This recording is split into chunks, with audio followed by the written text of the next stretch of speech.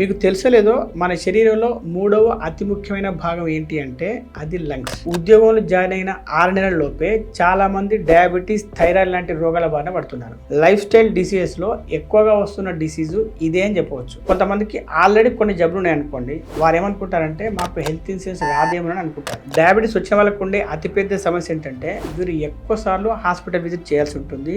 Sugar పేషెంట్లే కాదు, హాస్పిటల్కు regular గా విజిట్ చేసే వాళ్ళలో వీరు కూడా ఎక్కువ మంది ఉంటారు.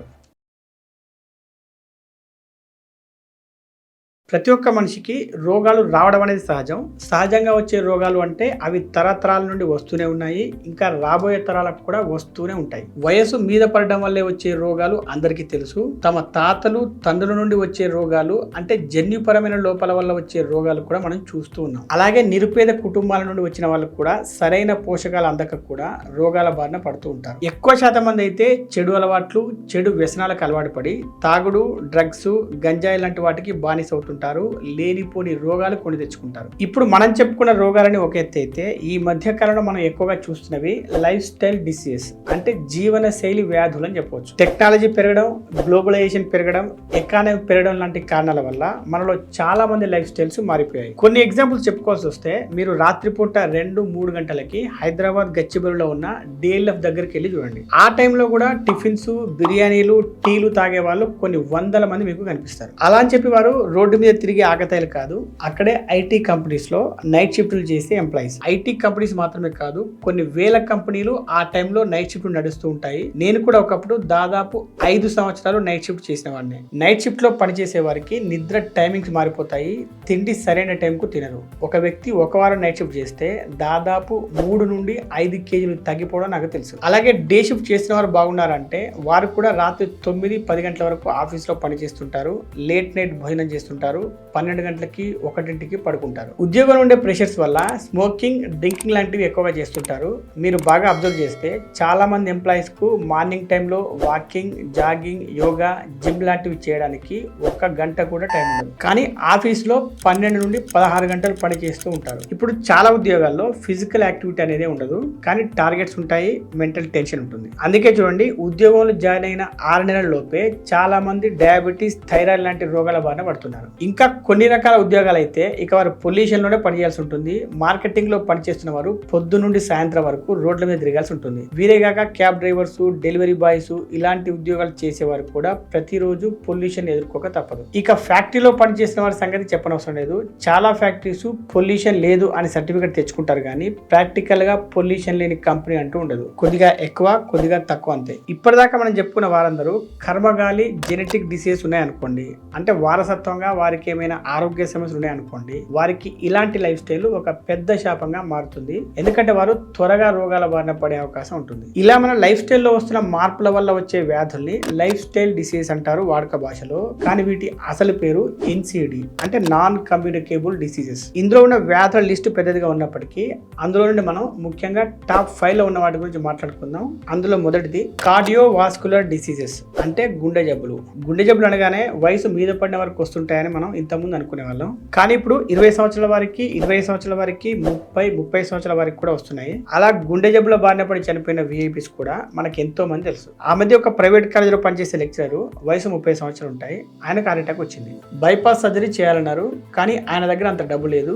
ఆ కాలేజీ టీచర్లు, స్టూడెంట్స్ తలా కొంత డబ్బు పోగు చేసి మొత్తానికి ఏదో రకంగా సర్జరీ చేయించారు. హెల్త్ ఇన్సూరెన్స్ ఉంటుంది కదా అని మీరు అడగచ్చు. ప్రైవేట్ కంపెనీల్లో, ప్రైవేట్ ఆఫీసుల్లో, ప్రైవేట్ కాలేజీల్లో హెల్త్ ఇన్సూరెన్స్ లాంటివి ఇవ్వరు. ఏవో కొన్ని కార్పొరేట్ కంపెనీస్ తప్ప అవి కూడా తక్కువ ఇన్సూరెన్స్ కవరేజ్ ఉన్నవి ఇస్తూ ఉంటారు. అంటే 2-3 లక్షలు ఆ రేంజ్లో ఉండవచ్చు. అందుకని మీరు జాబ్లో జాయిన్ అయిన వెంటనే మొదటి శాలరీ వచ్చిన వెంటనే చేయాల్సిన మొదటి పని హెల్త్ ఇన్సూరెన్స్ తీసుకోవడం. మనం ఇప్పుడు చెప్పుకుంటున్న లైఫ్ స్టైల్ డిసీజెస్ నుండి మనల్ని మనం రక్షించుకోవాలంటే చిన్న వయసులోనే హెల్త్ ఇన్సూరెన్స్ తీసుకోవడం అనేది చాలా ముఖ్యం. అందులోనూ ఏ జబ్బు రాకముందే తీసుకోవడం ఇంకా ముఖ్యం. అప్పుడు మీరు కట్టాల్సిన ప్రీమియమ్స్ చాలా తక్కువగా ఉంటాయి. ఇప్పుడు చెప్పుకోవాల్సిన గొప్ప విషయం ఏంటంటే, నెట్వర్క్ హాస్పిటల్స్ చూడకుండా అన్ని హాస్పిటల్స్లోనూ క్యాష్లెస్ ట్రీట్మెంట్ ఇచ్చే సౌకర్యం అందుబాటులో అందుబాటులో ఉంది. దానికి తోడు మీరు హెల్త్ ఇన్సూరెన్స్ ను ఆన్లైన్ లో తీసుకున్నారనుకోండి, అంటే పాలసీ బజార్ లాంటి వెబ్సైట్లు తీసుకున్నారనుకోండి, మీరు కట్టే ప్రీమియం పై 25% వరకు డిస్కౌంట్ వచ్చే అవకాశం ఉంటుంది. మీకు నచ్చిన పాలసీ, మీకు సరిపోయే పాలసీని పాలసీ బజార్ లో లిస్ట్ అయిన 51 ఇన్సూరెన్స్ పార్ట్నర్స్ నుండి మీకు నచ్చిన కంపెనీని ఎంచుకోవచ్చు. ₹1,00,00,000 ఇన్సూరెన్స్ నెలకు కేవలం ₹390 కూడా పొందే అవకాశం ఉంటుంది. అలాగే హెల్త్ ఇన్సూరెన్స్ కోసం కట్టే ప్రీమియమ్స్ అన్ని సెక్షన్ 80D ప్రకారం ₹75,000 వరకు ట్యాక్స్ బెనిఫిట్స్ పొందవచ్చు. క్లెయిమ్ సపోర్ట్ విషయానికి వచ్చేసరికి కార్పొరేట్ కంపెనీలు ఇచ్చే మెడిక్లెయిమ్ ప్రాసెస్ అనేది కొంచెం లేట్ అవుతుంటుంది. కానీ పాలసీ బజార్ అనుకోండి, మీకు 30 నిమిషాల్లోనే క్లెయిమ్ సపోర్ట్ లభిస్తుంది. ఇప్పుడు టాప్ 5 లో ఉన్న రెండవ లైఫ్ స్టైల్ డిసీజ్ గురించి చెప్పుకుందాం. డయాబెటీస్. ఇండియా ఆర్థిక వ్యవస్థ దూసుకుపోతుంది. భారత ప్రధాని గ్లోబల్ లీడర్ గా ఎదిగారు. India IT capital, millet capital, ఇలా చెప్పుకుంటూ పోతే మన దేశానికి ఎన్నో రకాలుగా మంచి పేరు ఉంది. కానీ ఒక్క విషయంలో మాత్రం చెడ్డ పేరు ఉంది. అదేంటంటే మన దేశం ప్రపంచానికే డయాబెటీస్ క్యాపిటల్. అంటే ఇక్కడ చాలా మంది శరీరాల్లో ఒక షుగర్ ఫ్యాక్టరీ ఉందన్నమాట. దాదాపు సగం మంది జనాభాకు డయాబెటీస్ ఉంటుందని ఒక అంచనా. అందులో ఎక్కువ మందికి డయాబెటీస్ ఉందని కూడా తెలియకపోవచ్చు. వీటికి కారణాలు ఏంటంటే అడ్డదిడ్డమైన ఆహారపు అలవాట్లు, బరువు పెరగడం, ఎక్సర్సైజ్ చేయకపోవడం, ఇంకా కొంతమందికి బోనస్ ఏంటంటే తమ తండ్రులు తాతల నుండి వారసత్వంగా వచ్చేది. డయాబెటీస్ వచ్చిన వాళ్ళకు ఉండే అతిపెద్ద సమస్య ఏంటంటే వీరు ఎక్కువ సార్లు హాస్పిటల్ విజిట్ చేయాల్సి ఉంటుంది డయాబెటీస్ లేని వాళ్ళతో పోలిస్తే. ఎందుకు అంటే రెగ్యులర్ మెడికేషన్ తీసుకోవడానికి, బ్లడ్ షుగర్ లెవెల్స్ మానిటరింగ్ చేసుకోవడానికి, ఇంకా ఇతర ఏ సమస్య వచ్చినా డయాబెటీస్ వల్ల అవి పెరుగుతాయేమోనన్న భయంతో. నాకు తెలిసిన ఒక లేబర్ కాంట్రాక్ట్ ఉన్నాడు. అతడికి దాదాపు 45 సంవత్సరాలు ఉంటాయి. మాటల మధ్యలో హెల్త్ ఇన్సూరెన్స్ అనే టాపిక్ వచ్చింది. అతడు అప్పటి వరకు హెల్త్ ఇన్సూరెన్స్ అనేది తీసుకోలేదట. ఎందుకు అని అడిగితే షుగర్ ఉన్న వాళ్ళకి హెల్త్ ఇన్సూరెన్స్ ఇవ్వరట కదా అని చెప్పాడు. నాకు నవ్వాలో ఏడవాలో కూడా అర్థం కాలేదు. వెంటనే అతని ఫోన్ నుండే పాలసీ బజార్ లింక్ ఓపెన్ చేసి అతని పేరు, ఫోన్ నెంబర్ ఇచ్చి కాల్ బ్యాక్ అనే ఆప్షన్ క్లిక్ చేయడం జరిగింది.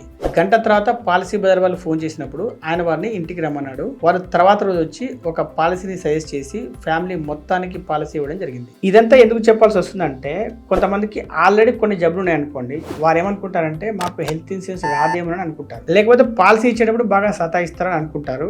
కానీ అలా జరగదు. మీకు ఆల్రెడీ ఏమైనా జబ్బులు ఉన్నప్పుడు కొంత ప్రీమియం ఎక్స్ట్రా ఛార్జ్ చేస్తారు అంతే. అలాగే కొంత వెయిటింగ్ పీరియడ్ పెట్టడం జరుగుతుంది. అది కూడా మీ ఒక్కరికే. మీరు ఒకవేళ ఫ్యామిలీ ఫ్లోటర్ పాలసీ తీసుకున్నట్లయితే మిగతా ఫ్యామిలీ మెంబర్స్ కు నార్మల్ గానే ఇన్సూరెన్స్ వస్తుంది. ఇక మనం చెప్పుకోవాల్సిన జబ్బుల్లో మూడవది ఏంటి అంటే క్రోనిక్ రెస్పిరేటరీ డిసీజెస్, దీర్ఘకాలిక శ్వాసకోశ వ్యాధులు, అంటే ఊపిరితిత్తులకు సంబంధించిన వ్యాధులు. మీకు తెలుసలేదో మన శరీరంలో మూడవ అతి ముఖ్యమైన భాగం ఏంటి అంటే అది లంగ్స్. బ్రెయిన్, హార్ట్ తర్వాత శ్వాసకోశ వ్యాధులు ఏంటి అని మనం చెప్పుకోవాల్సి వస్తే ఆస్మా, ఇంకా chronic obstructive pulmonary diseases COPD అనేవి ఎక్కువగా వస్తుంటాయని చెప్పొచ్చు. ఇవి ముఖ్యంగా స్మోకింగ్ చేసే వాళ్ళలో, పొల్యూషన్ ఎక్కువగా ఉన్న ఫ్యాక్టరీలో పనిచేస్తున్న వాళ్ళలో, లేకపోతే సిటీ పొల్యూషన్ లో ఎక్కువగా తిరుగుతున్న వాళ్ళలో వస్తూ ఉంటాయి. నేను దాదాపు 20 సంవత్సరాల ఫ్యాక్టరీలో పనిచేస్తున్నప్పుడు చాలా మంది సిలికోసిస్ అనే వ్యాధితో చనిపోవడం నాకు తెలుసు. ఇది ఎక్కువగా దుమ్ము, ధూళి ఉండే ప్రాంతాల్లో పనిచేసే వరకు వస్తూ ఉంటుంది.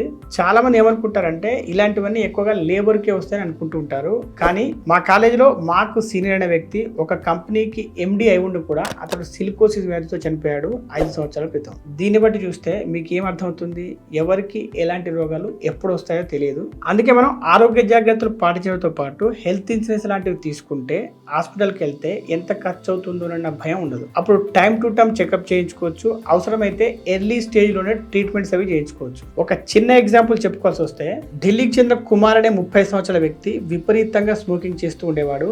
దానివల్ల అతనికి COPD వచ్చింది. బ్రీతింగ్ ట్రీట్మెంట్స్ ఇంకా ఇన్హేలర్స్ చాలా ఖర్చుతో కూడుకొని ఉన్నవి. ఆ ఖర్చులు భరించే స్తోమత లేక ట్రీట్మెంట్ సరిగా చేయించుకోలేక అతడు చనిపోవడం జరిగింది. ఇప్పుడు లైఫ్ స్టైల్ డిసీజెస్ లో 4వది ఏంటి అంటే క్యాన్సర్. రాబోయే రోజుల్లో మన దేశంలో క్యాన్సర్ పేషెంట్ల సంఖ్య డయాబెటీస్ పేషెంట్ల సంఖ్యను దాటే అవకాశం ఉందని చెప్తున్నారు. అంటే మీరు అర్థం చేసుకోండి ఎన్నో రకాల క్యాన్సర్లు ఎంత వేగంగా మన దేశంలో పెరిగిపోతున్నాయో. దానికి తోడు చాలా రకాల క్యాన్సర్లకు వ్యాక్సిన్ లేదు. ఈ రోజుల్లో క్యాన్సర్ ట్రీట్మెంట్ అంటే సర్జరీ, కెమోథెరపీ ఇంకా రేడియేషన్ కు దాదాపు ₹1,00,00,000 దాకా ఖర్చు అయ్యే అవకాశం ఉంటుంది. అంటే ఇంట్లో ఒకరికి క్యాన్సర్ వస్తే వారు తమ ఆస్తులన్నీ అమ్ముకోవాల్సిందే. చాలా మంది కామెంట్స్ లో ఒక ప్రశ్న ఏంటంటే ₹1,00,00,000 ఇన్సూరెన్స్ తీసుకుంటే ప్రీమియం చాలా ఎక్కువ అవుతుంది కదా అని. ఇక్కడ ప్రాబ్లం ఏంటి అంటే ఇన్సూరెన్స్ మీద వీడియో అయినా కానీ ఎక్కువ మంది చూడరు. చూస్తే ఇలాంటి విషయాలు తెలుస్తాయి. మీకు ఆల్రెడీ ఒక హెల్త్ ఇన్సూరెన్స్ పాలసీ ఉందనుకోండి, దాని మీద ₹1,00,00,000 మీరు ఒక టాప్అప్ పాలసీ తీసుకున్నారనుకోండి, మీకు ప్రీమియం చాలా తక్కువ పడుతుంది. ఎందుకంటే ఏ ట్రీట్మెంట్ కైనా మొదటి పాలసీని ఉపయోగపడుతుంది. దాని లిమిట్ దాటితేనే కానీ ఈ టాప్అప్ పాలసీని ఉపయోగించారు కాబట్టి. ఇక లైఫ్ స్టైల్ డిసీజెస్ లో 5వది ఏంటి అంటే ఒబేసిటీ, అంటే ఊబకాయం. ఒబేసిటీ అనేది రోగమే కాదు, అన్ని రోగాలకు ఇదే మూల కారణం అని చెప్పవచ్చు. మీ వెయిట్ పెరిగితే డయాబెటీస్, హార్ట్ డిసీజ్, థైరాయిడ్ ఇంకా ఎన్నో ప్రాబ్లమ్స్ వస్తాయి.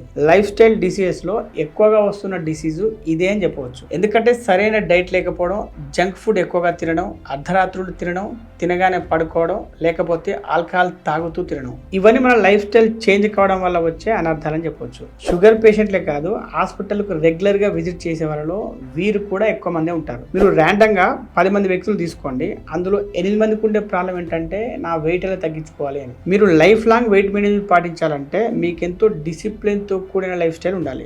కొన్నిసార్లు మీకు ఎంత డిసిప్లిన్ ఉన్నా కూడా వెయిట్ అనేది కొంచెం ఎక్కువ కొంచెం తక్కువ అవుతూ ఉంటుంది. మీరు కరెక్ట్ గా డైట్ పాటిస్తూ రెగ్యులర్ గా ఎక్సర్సైజ్ చేస్తూ ఉంటే మీరు వెయిట్ పెరగకుండా చూసుకోవచ్చు. ఈ వీడియో చూసిన తర్వాత మీరు అర్థం చేసుకోవాల్సిన ముఖ్యమైన విషయాలు ఏంటి అంటే లైఫ్ స్టైల్ డిసీజెస్ నుండి మనల్ని మనం కాపాడుకోవాలంటే డైట్ కంట్రోల్ పాటించండి, రెగ్యులర్ ఎక్సర్సైజ్ చేయండి, రెగ్యులర్ హెల్త్ చెకప్ చేయించుకోండి, స్మోకింగ్ డ్రింకింగ్ మానేయడమో లేదా తగ్గించుకోవడమో చేయండి. అన్నిటికంటే ముఖ్యంగా హెల్త్ ఇన్సూరెన్స్ అనేది తీసుకోవాలి. అది ఈ రోజే ఇప్పుడే తీసుకోండి. అందుకోసం మీరు కింద డిస్క్రిప్షన్ లో ఇచ్చిన లింక్ క్లిక్ చేసి పాలసీ బజార్ వెబ్సైట్ లో మీ డీటెయిల్స్ అన్ని ఫిల్అప్ చేసి ఇస్తే సరిపోతుంది. ఆన్లైన్ లో పాలసీ తీసుకోవడం వల్ల ఇప్పుడు మీరు కట్టే ప్రీమియం లో దాదాపు 25% వరకు డిస్కౌంట్ వచ్చే అవకాశం ఉంటుంది. ఈ వీడియో నచ్చితే లైక్ చేసి కామెంట్ చేయండి, మీకు తెలిసిన వారందరికీ షేర్ చేయండి.